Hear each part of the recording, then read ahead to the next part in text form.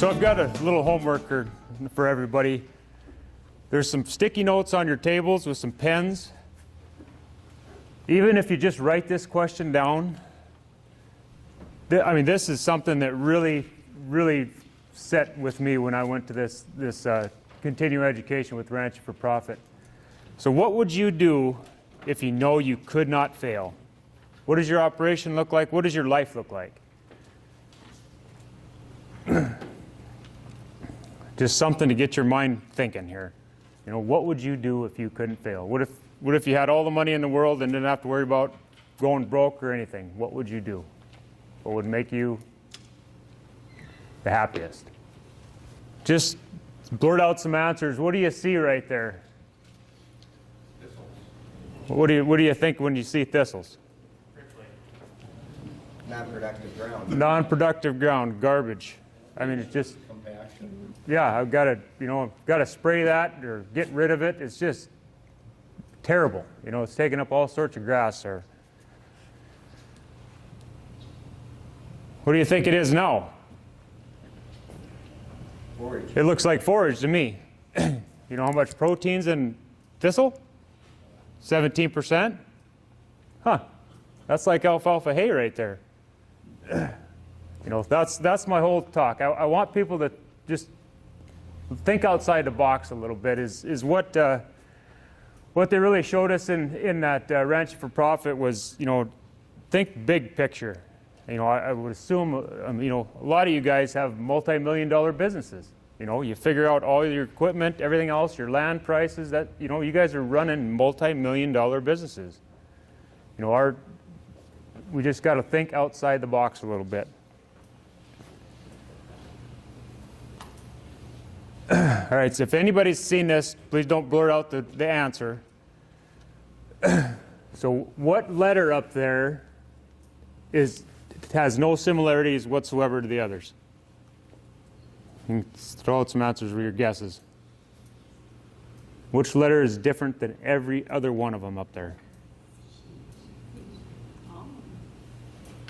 Well, I mean, the B, the D, the C, the Q all have a rounded edge there. So that's similarities. They're all lowercase. What letter up there is different? Any ideas? C. Which one? C. Why C? It's the only one without the straight line. It has curve like the D and the B and the Q. No straight line. Right. I guess the one I see up there that is completely different than any other one is the T. Anybody see the T? Right? This quote right here, I really like that. You know, makes you think. What we see depends mainly on what we look for. Right? Is that we're all looking for something in them letters. You don't see the T right in front of your face. It's the biggest thing up there. I really like this quote here too.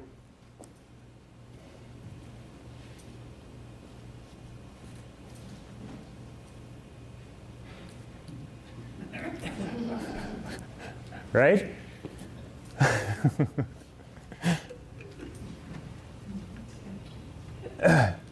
This is from Robert Kiyosaki. He has a book out there, Rich Dad, Poor Dad. It's unbelievable. It just makes you look at different ways of how you run your business. You know, what do you want to be? Do you want to be an employee? Do I want to work for somebody, go home at the end of the day and not have to worry about it? Do I want to be self-employed? You know, a lot of us are. Or, you know, do you want to be a business owner? Do you really want to run a business? Or do you want to be an investor? You know, I've got a bunch of money in the bank and I want to have return on my money, so I'm going to invest with some producers. You know, I want to raise some, you know, I guess this is just something that really makes you think. You know, what do you really want to be?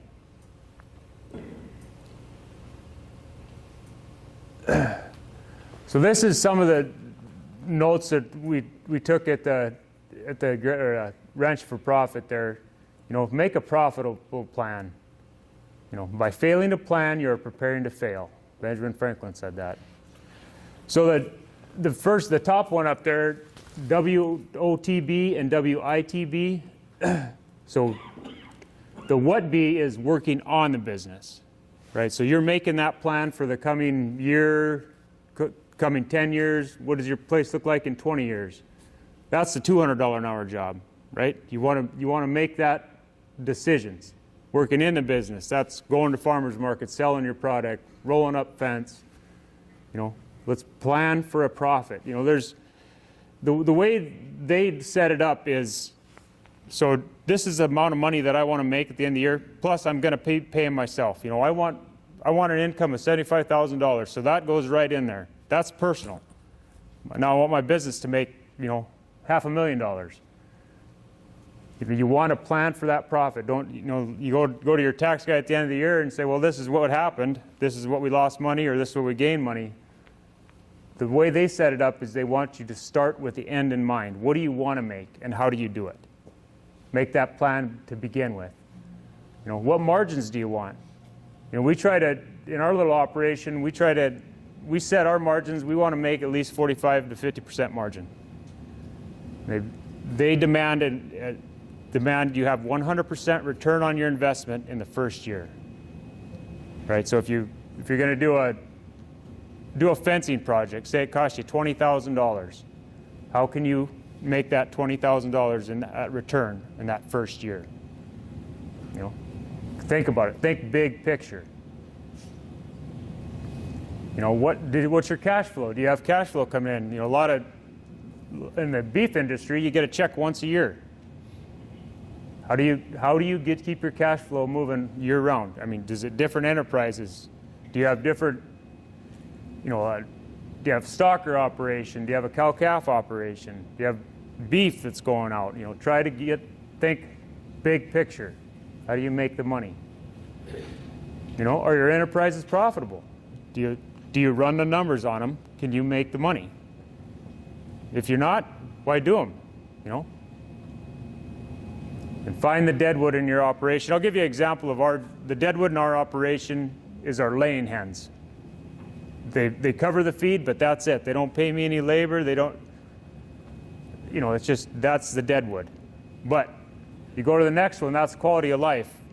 Wife and I, we screwed up and we didn't order hens enough or early enough, so our other ones were getting too old. They quit laying. We went to the store and bought eggs. Those are the most disgusting eggs I've ever eaten in my life. We threw them right in the garbage. So that chicken operation is our deadwood, but our quality of life dictates that we're going to have them no matter what. And make your plan. Write it down. Hold people accountable. I don't know how many of you guys in your business, do you have a board of directors? Is there somebody holding you accountable for the plans that you're coming up with? We at our place, we try to have a working on the business meeting every week, Sunday morning, 9 o'clock. We sit down and we discuss our plans, our goals on how has everything went that previous week. Did we reach our goals? Did we get to where we wanted to be? And if not, why not? Hold these people accountable.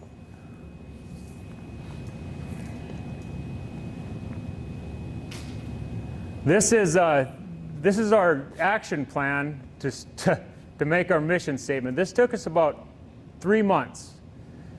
We had a flip chart. We wrote down a bunch of questions. How do we make a mission statement? What are we all about? What do we want to do? The first one up there is, who is your customer? And we had my wife, myself, and our youngest were involved in this. And we had to write our answers up there on there. And everybody had a different perspective of what in the world are we even doing.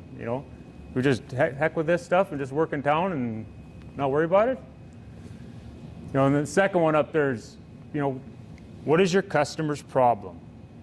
Everybody, if you're in a business, you're solving a problem. What's that problem? Are people looking for a good, healthy meal? Good, protein, vegetables, whatever. Doesn't matter. Do they need a widget you make? It doesn't matter what it is. What is their problem? And it's just, how do you, I can't even read what the heck I even wrote up there. I've got some resources here that folks can come and take a look at, but just, ask those tough questions. In the drought plan, Mary had some great resources there. Did we have a plan? Did we have a plan for this drought? I mean, personally, I knew there was a drought coming 5 years ago. If you look at what the weather's doing in Montana, Wyoming, it kept moving closer and closer and closer. We shouldn't be surprised that it was a drought this year.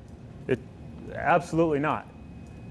When I went to that class, there's a ranch out in Gillette, Wyoming. They've been in business for 150 years. They don't feed a lick of hay. Zero. And they are in the plains there. They get snow, they get cold. But they've developed their plan with their genetics that these cattle can survive year-round, no hay.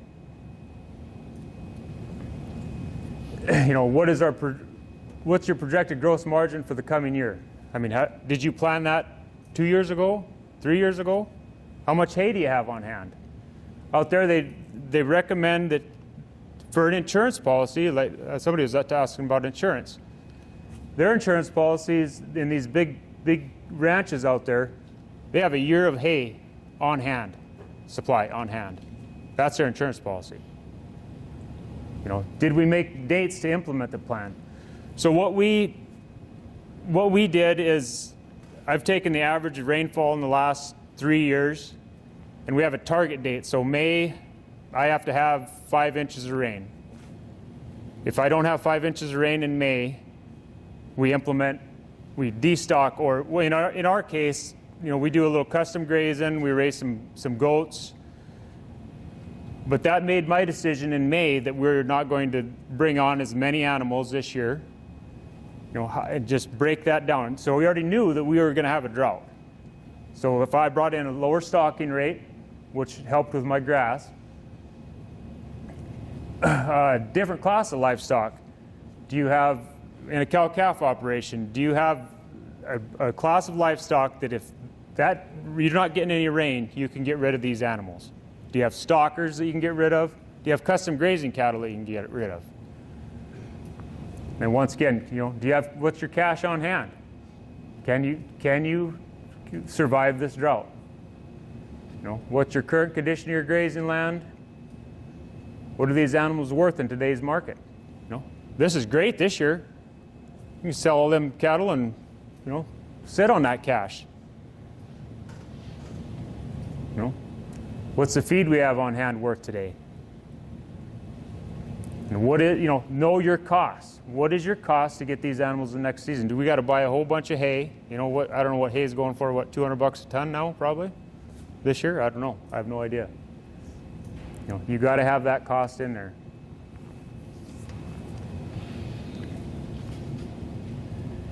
This is some of the drought preparedness we've done, and this is from 2020. What I found is I like silvopasture. I really like trees in my pastures because it really showed up this year. I had all sorts of grass underneath my canopy. Ton of grass underneath my canopy.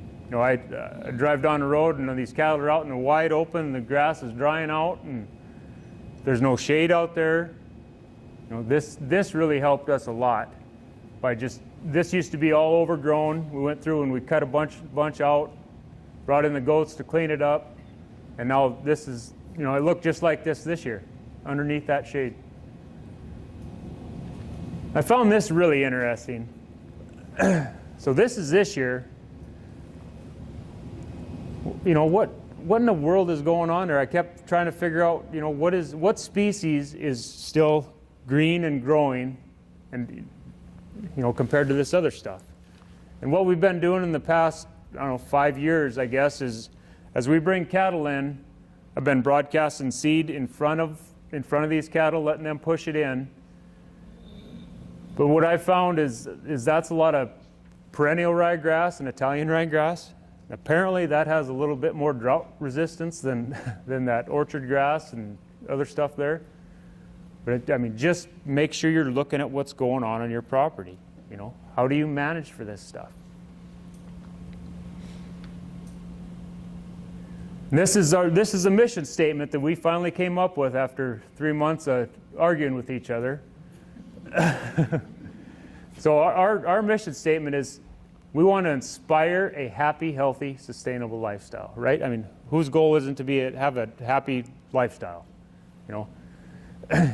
Our core principles are honesty, quality, and integrity.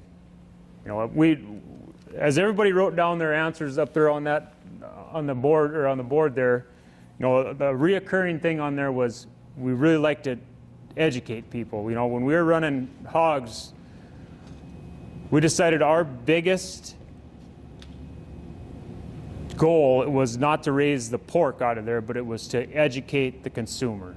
So we had customers from Madison. I remember one specifically. We had a dentist, and he was buying pork from us, but he'd ask if he could come up with his son and take a tour of the farm. We spent 2 hours with him just explaining what we did, you know, and the kid, he wanted to be a veterinarian, and he was so excited to see, you know, how his food is produced, and yeah, it was just amazing.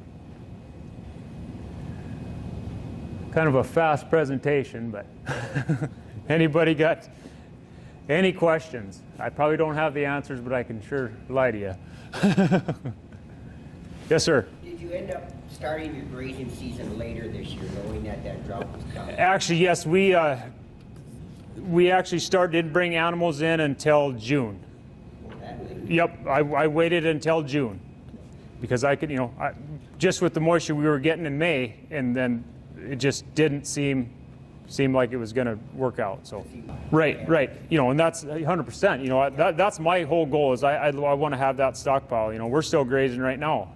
You know, With custom grazing probably being the best option for most people that are not direct marketing. Right. Can you discuss a little bit your custom grazing contract and your ability to just determine when the cattle are coming and going? Okay, so I just got I found a generic contract and tweaked a few things, but in our contract it states that we won't take any wild cattle. I don't want anything running through my fences. You know, if we have people out tours, I don't want people getting hurt. And then I also state in there that I will give you at least a month notice if I've got, you know, if drought's happening and I'm running low on forage, I'll give you a month notice that these cattle need to be out at this time. You know, and every year, you know, they sign that contract every time we do it. So. Do you have a hard time finding people, or do you work with the same producer? We just started a new contract with a producer now. It's kind of an interesting story. He lives in Menominee, in town, owns no land whatsoever, but he's starting a meat business. But he's looking for landowners to where he can run his animals on to reduce his feed costs, you know, in the growing season. So, yeah, it's pretty neat. Yeah. So. Yes? Are you doing any multi-species grazing? Right now we're running cattle, goats, chickens. What else? Nothing about that. That's about it, I think. But what we figured out on our enterprise, on meat chicken, I'll touch base on our meat chicken enterprise. So we raise 100 meat chickens a year, and we have 4, 5 other families that pay us for the feed, and they come out and help do the butchering in the fall. So, you know, but we utilize those chickens to, you know, rejuvenate our pastures, kill, you know, get bugs, everything. It's just, but we've developed a program that we want to fill your freezer, but you're going to come help us butcher, and you're going to pay for the feed. So.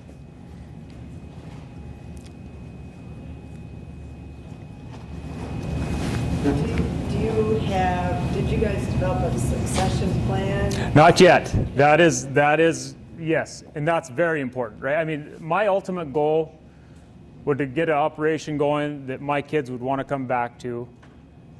But the only stipulation with that is if they're going to come back onto the operation, they have to bring a business with them. They have to be able to support a family, right? So, you know, I think I was talking to Carl, you know, his son has created a business to be able to come back into the operation. You know, that's amazing. You know, that would be my ultimate goal. Yep. And that's stipulated in my contract. You know, if I don't have to do anything but move a fence, you know, your price is going to be this. But if you want me to supplement them with something else or do that, price goes up. You know, my time is worth money. You know, because I mean, as our operations, as we're out there, I'm charging myself $18 to $20 an hour to move fence. Those animals have to pay me to go out there and do that. You know, so you've got to figure that in. That's into your profit. You know, how do you plan for that profit? Because you're not going to be able to hire anybody. You can go downtown here at Quick Trip, $18 an hour those guys get. There's nobody going to come out and move fence for less than $18 an hour. I wouldn't. You know, so are you charging yourself labor? You know, are you to that enterprise? You know, so if you're doing say we're doing the goats, those goats have to pay me my labor, plus they have to pay me 35 cents per head per day to run on my property because they're paying for that grass. If that doesn't pencil out at the beginning of the year, I'm not doing that enterprise. You know, are your cattle doing it? Are your cattle paying for your equipment, your feed, your labor? Are they paying for it? Maybe we shouldn't be running cattle. Do the numbers. You know, I would love to see, and what this ranch for profit, after you go through the school, and it's an investment. But my biggest thing is, I want to be a lifelong learner. I want to invest in my education. You know, so if it's a good investment. But after you go through that class, you can join what they call an EL board. So it's an executive link is what it's called. So your business 3 times a year will go to specific locations in the country, and you have a peer group of other businesses that hold you accountable for your plans. You know, I would love to see us start something like that, you know, to help people, you know, be more business minded. You know, we need to run our operations like Walmart does. You know, we need to really think as a business. We need to have that board of directors that holds you accountable for, you know, why did you lose this money? You know, what did you do to change it? Jason, can you walk through if there's can we do like a group session where the ranching for profit folks come to us? Yes. To do talk about if we were to offer something as a network. Okay. What can we do? So what they offer, ranch management consultants, they'll bring in instructors for a 2-hour class, for an all-day, for a 2-day classes, and they'll touch base on anything we want. You know, but they'll do something on your finances, on your, you know, grazing management, but their whole thing, they are really, really directed at business stuff, right? I mean, all of us, we all graze, you know, that's nothing new. But how do we run this as a business? You know, it's just, there's so many opportunities out there. It's unbelievable. And these instructors are really top notch. You can go online. You can go on YouTube. They've got several little videos on YouTube. Ranch management consultants. I think you had some links, or you had found some links that, you know. Pure gold. It is. It's just amazing, you know. And I would love to bring one of these instructors in. I know Dave Pratt. He used to own Ranch Management Consultants, but he's had a couple of them down in Winona, Minnesota. And I know one producer that he actually went to this 1-day course. He went home and he sold all his cattle. because he just looked at his numbers. He sold every single one of them. You know, I went to that ranch management or ranch for profit school with a couple down in southern Wisconsin. They had 530 head of mama cows.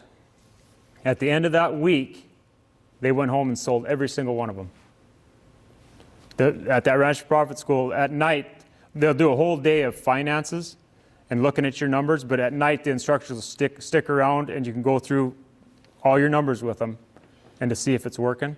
But they went home and sold every single one of them. They're just putting too much money in and not making any.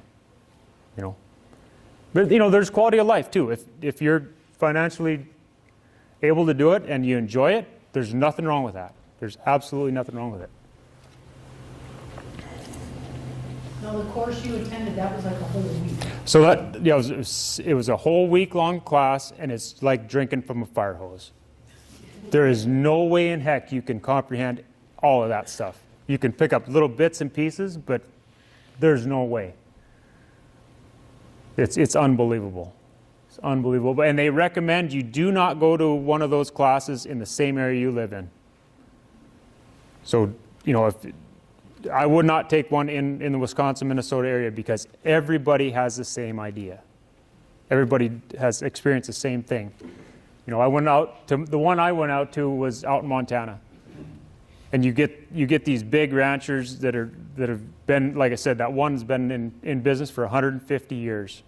You know, how in the world are they doing it for 150 years? They've been through, you know, several droughts, several, you know, fires. You know, what are they doing? Just the comment, like the beef business, and it's always been this way. Like there's so many people that are doing it for lifestyle, Right. you know, and they like to have their. So it's like people are subsidizing the beef operation a lot of times. Right. So I mean that's just your basic, you know, one basic recognition. Right. But I mean that is like what Hallie's asking. You know, finding these ways of managing and running it where It's a business. Right. And then there's nothing wrong. It can be a subsidized hobby. Absolutely, there is nothing wrong with that. That's quality of life. That's what you want. Absolutely do it. But if you really want to run it as a business, as a profitable business, not a break-even business.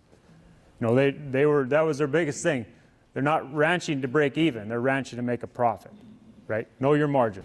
Like I said, I've got some resources you guys can come and take some pictures of. And I've got quite a bit of stuff that I got from the Ranch Profit. So there's a lot of books out there that a person can really changes your mind on things. Thanks, Jason. And one thing